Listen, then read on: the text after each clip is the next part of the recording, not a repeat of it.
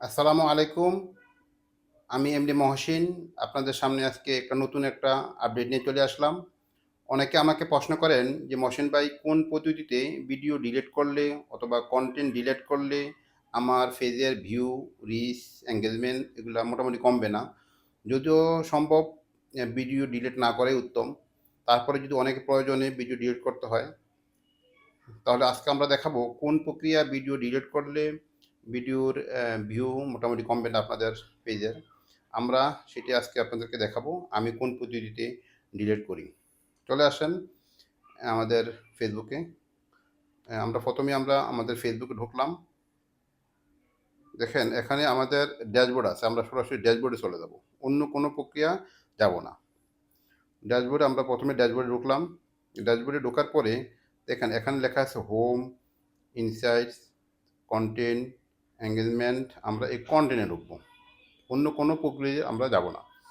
কন্টেন্টে ঢোকার পরে দেখেন এখানে কন্টেন্ট আমরা এই যে ট্যাক্স, নো ট্যাক্স কন্টেন্ট, এই যে ভিডিওটা এইটা আমরা একটু আগে শেয়ার করছিলাম। এই ভিডিওটা আমরা ডিলিট করব।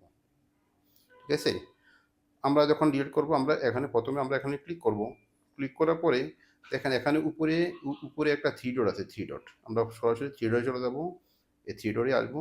আসার পরে এখানে দেখেন লেখা আছে কাস্ট ভিডিও ডিলিট এডিটিং। এই প্রক্রিয়া আমরা সরাসরি এটা ডিলিটে যাব। ডিলিটে ক্লিক করার পরে আমরা দেখেন এখানে লেখা আছে ডিলিট, এডিট, ক্যান্সেল। আমরা ডিলিট করব।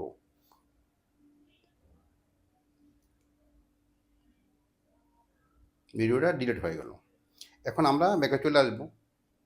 ব্যাকে চলে আসলে এই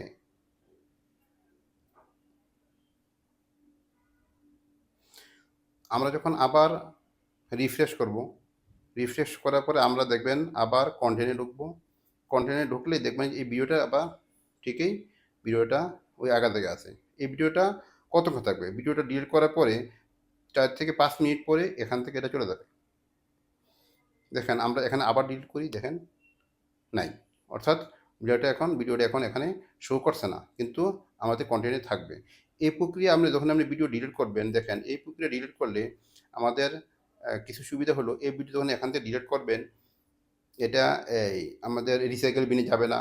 যদি কোনো স্টোরিতে থাকে, স্টোরিতে যাবে না। সরাসরি ডিলিট হয়ে যাবে।